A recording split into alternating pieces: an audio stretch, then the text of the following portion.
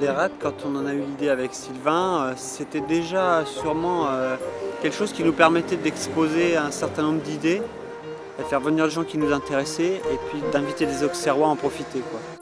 Cette année, on a fait le choix de s'intéresser aux mobilités. C'est à mon sens un mot très, très précieux, très intéressant pour caractériser les différentes formes de déplacement au moyen des transports collectifs, mais aussi individuels, par la marche, par l'esprit. Être mobile, c'est être aussi mobile par ses neurones, sa pensée.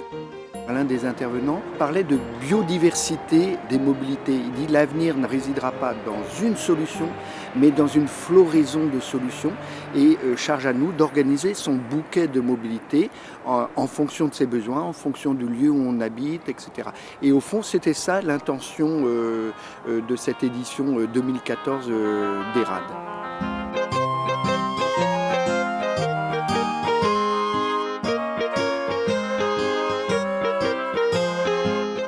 À la 6e édition des RAD. 8 groupes vont vous présenter leur travail. Ils sont collégiens, lycéens, étudiants et cette année, élèves des classes primaires et élèves de l'IME de Vincennes. On va commencer à animer cette matinée en musique.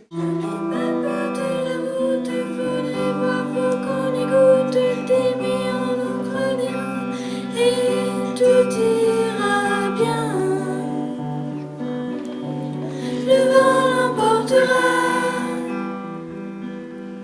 tout disparaîtra. Le vent nous portera.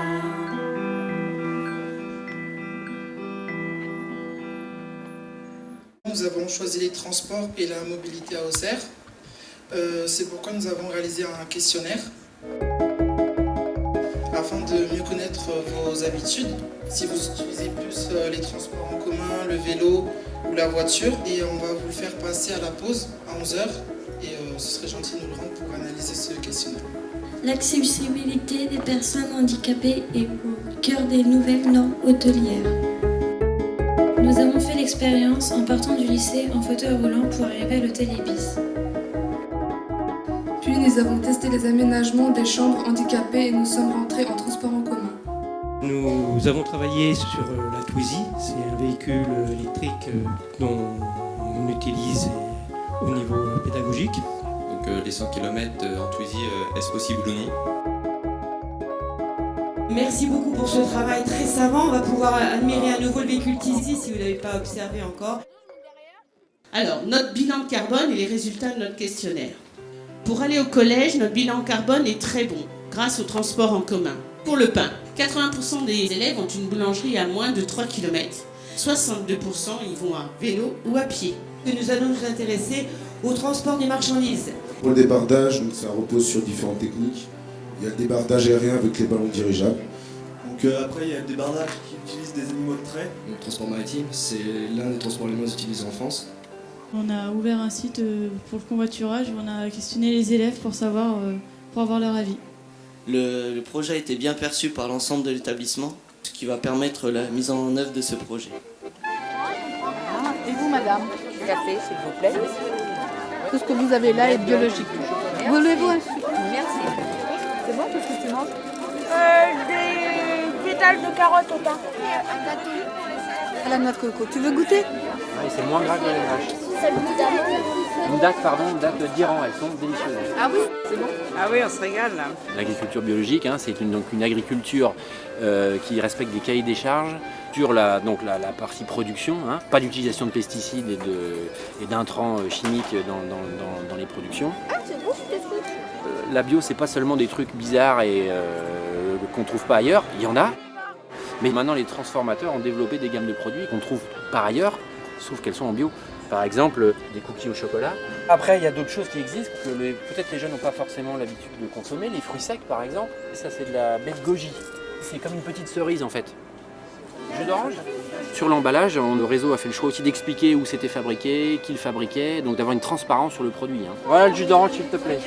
L'emballage, eh bien, ce sont des produits complètement recyclables et les encres sont végétales.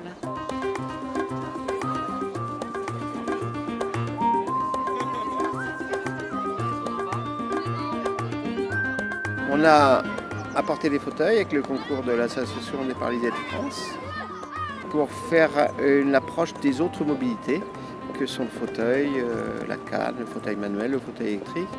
Et on a pu voir que les enfants, ils ont parfaitement adhéré à cette idée.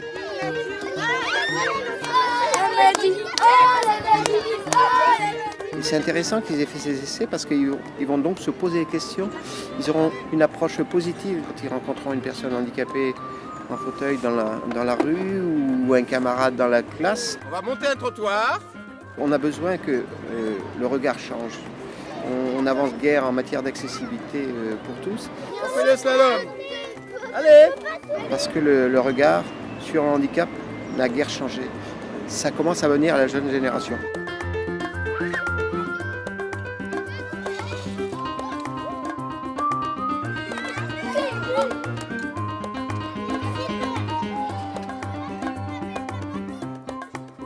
Et faut-il que les gens veuillent le faire, comprennent l'utilité de cette accessibilité pour tous. Avec le vieillissement de la population, on en a besoin. C'est l'œuvre des enfants de l'IME de Vincelles, Alain Fontaine. C'est leur professeur d'art plastique. Il a donc récupéré des coques pour ces enfants polyhandicapés qui ont besoin d'avoir une structure rigide. Et lorsqu'ils grandissent, évidemment, ils changent de coque. Et donc les enfants ont décoré ces coques. Et même si ça parle du handicap, moi je trouve que c'est excessivement gai. Il y a des couleurs, il y a des fleurs, il y a quelque chose qui fait que voilà, c'est la vie.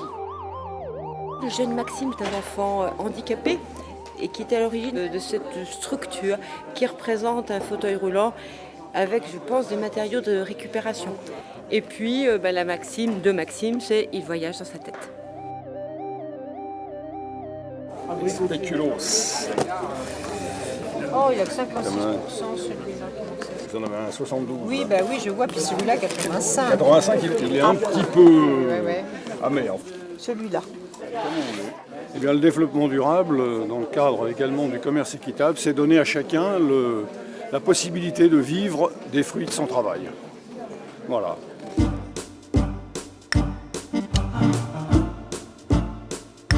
Il y a 3 grandes familles d'autocars. Les véhicules scolaires, les véhicules de ligne régulière et les véhicules de tourisme. Là, on a tout le stationnement des minibus. Donc ce véhicule-là, il est 100% électrique. Depuis juillet 2013, l'ensemble des bus sont géolocalisés. Il y a un boîtier installé à bord, ce qui permet de suivre en temps réel le réseau. Ça permet d'être au bureau ou à la maison, de regarder et puis de se dire si j'ai le temps de le prendre, je vais le prendre, plutôt que de prendre sa voiture.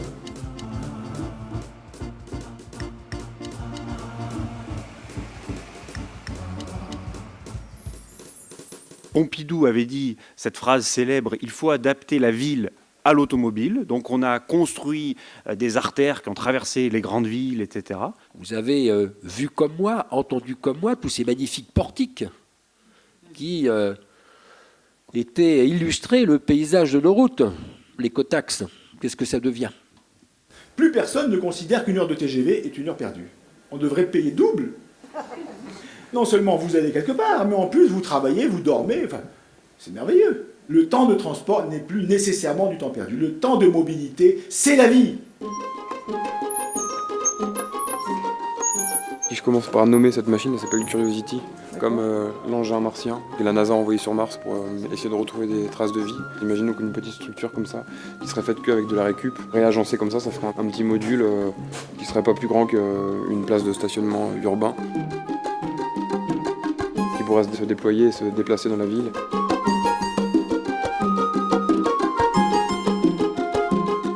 Cette structure, elle est optimisée de telle sorte qu'elle peut récupérer l'eau de pluie et elle tombe directement dans un petit siphon ici et elle est stockée après dans ces gros réservoirs. C'est de l'eau de pluie qu'on bascule dans un filtre rempli de charbon, de sable, de gravier et qui permet ici après d'être récupérée, filtrée. Et c'est cette eau-là qu'on utilise après pour arroser les différentes plantes présentes dans les petites jardinières qui sont suspendues de ça, de là. Ça, c'est des différents engrais qu'on a synthétisés, purin d'ortie. Ça, c'est de la récupération d'eau de pluie. On On a conçu cette machine comme un outil de sensibilisation. C'est pas une machine qui va produire de l'alimentation, c'est plus produire des graines et surtout un objet qui permet, une fois mis en situation dans certains quartiers, de pouvoir justement interpeller les gens sur l'agriculture urbaine, leur montrer qu'avec très peu de substrat on arrive à faire pousser des choses et qu'on peut très bien faire pousser des choses en bas des immeubles, sur des balcons, sur des toits. C'est toute cette chose-là que nous apporte en fait cette machine. C'est une voiture qu'on a réalisée dans le cadre d'une concertation citoyenne à Saint-Nazaire. L'idée était de prototyper les idées qu'on aimerait voir émerger demain. À l'époque, les gens avaient plus de pognon parce qu'il y avait une montée du prix du pétrole qui était quand même très très importante. Salut la caméra. Ouais. Donc, avec un certain nombre d'habitants, on s'est posé la question, mais comment on pourrait trouver un engin qui nous permettrait de sortir de cette dépendance à l'automobile à moteur thermique, on va dire. D'où l'idée qu'on pourrait peut-être réinventer cette voiture légère qui pourrait prendre la forme d'une voiture à pédales. C'était aussi une manière de réinventer la voiture où on pouvait être côte à côte et non pas en tandem, où on est l'un derrière l'autre. Elle a un côté un peu rock'n'roll. C'est deux VTT qu'on a rassemblés, tout ça au service d'un mode de transport à la fois gracieux, léger, autonome et non polluant.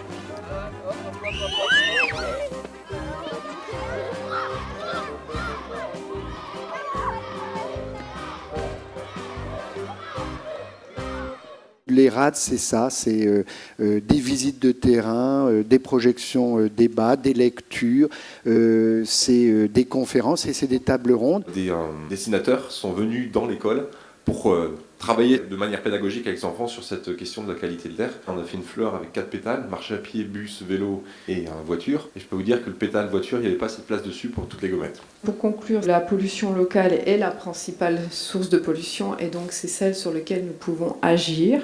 Amstram, tram, piqué, piqué, collé, tram. Amstram, tram, piqué, piqué, collé, tram. Je prends des trams, des petits trams, toujours des petits trams. Rira bien qui rira en tramway. Le tram est l'avenir de l'homme.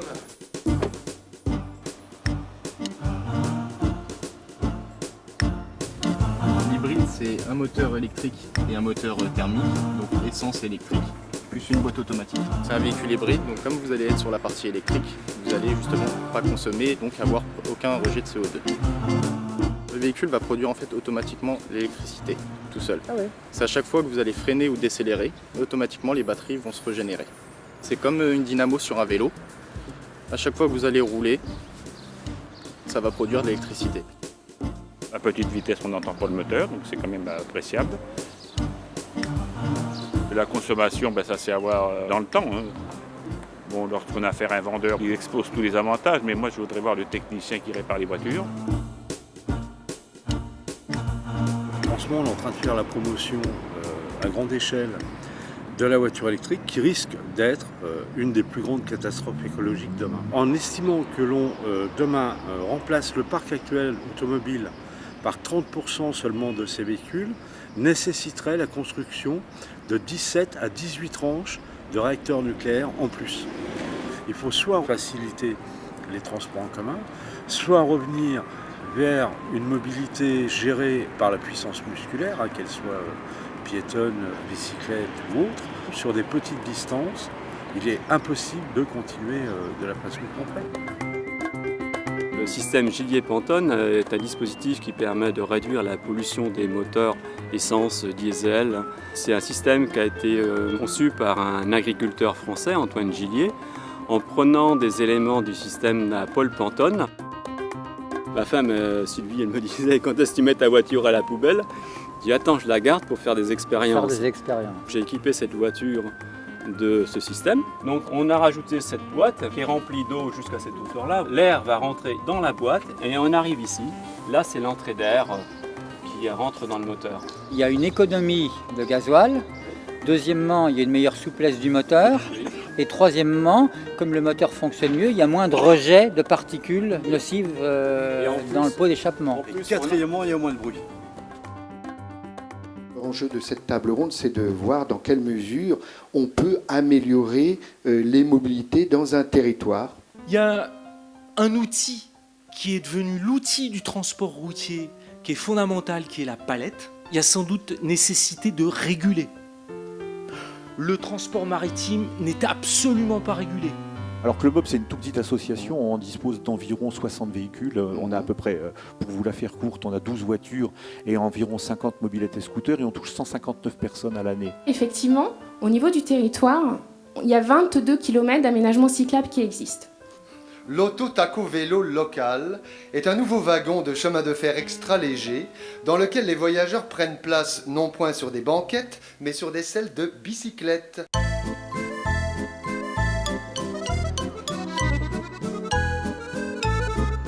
Que l'on roule avec un vélo droit, à partir de 30 km/h, il faut développer à peu près 200 watts. Dès qu'on roule sur un vélo couché, en fait, on n'a plus que 50 watts d'énergie à dépenser. Ce qui va permettre non pas d'aller plus vite, mais surtout de rouler beaucoup plus longtemps. Je fais toutes mes courses en ville en vélo.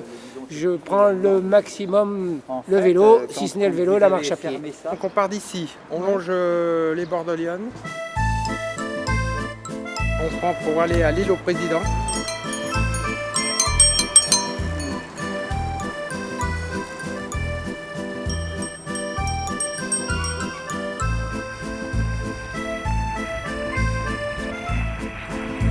Pour les rejoindre par un petit chemin avant de Sifa. On va visiter des logements qui ont été construits avec de l'écohabitation. La plupart des logements ont une vue sur l'Yonne. Pour moi, c'était très important. Tous les appartements bénéficient d'un chauffage eau chaude, sanitaire, solaire. Les bâtiments sont couverts de terrasses végétalisées. Tous ces balcons habités avec la vie, c'est quelque chose qui pour moi est très très important. La vie a toujours raison.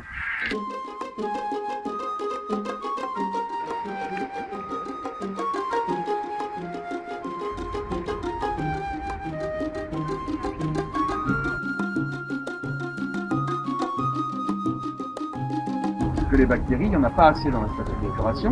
Donc, ce que fait la station d'épuration, elle rejette directement dans l'Yonne.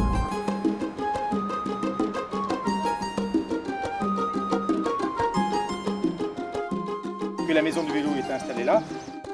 Alors donc ça a été un moulin à l'origine. On est au bord du canal du Nivernais, vraiment au bord. Le canal du Nivernais est connu dans le monde des plaisanciers comme le plus beau canal d'Europe. Auxerre, sur le Tour de Bourgogne à vélo, et la porte d'entrée depuis Paris.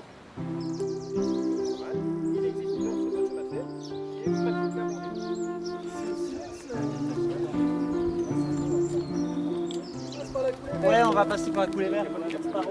Là ? Exact. Ouais. Bah, la fenêtre, c'est pas évident, hein.